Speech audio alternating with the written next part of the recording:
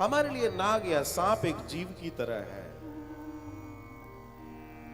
शायद इससे ज्यादा कभी हम नागों को या सांपों को समझ नहीं पाते, लेकिन क्षमा कीजिए, नाग एक बहुत उत्तम कोटि का दर्शन है और नागों का मनुष्यों से बहुत नाता है। योग में जब आप अपनी इंद्रियों के भी परे जाते हैं, और जो परे जाकर जो है वो नागों के पास पहले से है। आदि अनादि सभ्यताओं में, कोई सभ्यता में आप चली जाइए, आपको नाग पूजन जरूर मिलेगा। किसी भी सभ्यता को उठा लीजिए आप, नागों ने मनुष्यों के विकास में बहुत कार्य किया। योग में, ध्यान में, आदि इत्यादियों में नाग का बड़ा विशेष दर्शन बताया गया है। हम अपनी ज्ञानेंद्रियों, कर्मेंद्रियों के भी जब परे ऊपर जाएंगे तो जिस चीज को हम पाते हैं वो नागों के पास पहले से है। फिर समझ लीजिए, लेकिन हम उसे सिर्फ एक जीव या आदि समझते हैं, क्योंकि हम अपनी उस स्थिति को ही नहीं समझते जिस स्थिति का वो मूल है।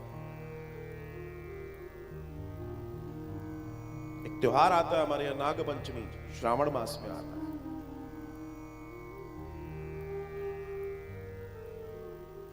ऐसे ही नहीं है, उसमें नाग के विशेष दर्शन है और विशेष पूजन है उसका, क्योंकि नाग सिर्फ दिख नहीं रहा है, नाग हमारे अंदर भी है। उसमें असीम ऊर्जा है, जिसे योगी, जिसे ज्ञानी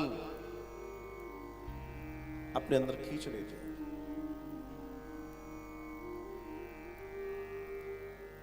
नाग वंश को प्रतिनिधित्व करता है, वंश वृद्धि को प्रतिनिधित्व करता है नाग।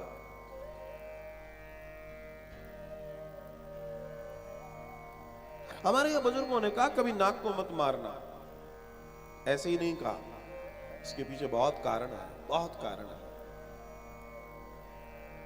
और आप विचार कर सकते हैं, उदाहरण और आगे ले जाऊं तो मैं जिस दर्शन की बात कर रहा हूं, जब योग के परम योगी शंकर अपने आप को उस शिवत्व का प्राप्ति करते हैं तो वो नागों से अपने आप को लपेट लेते हैं उस ऊर्जा को बचाए रखने के लिए।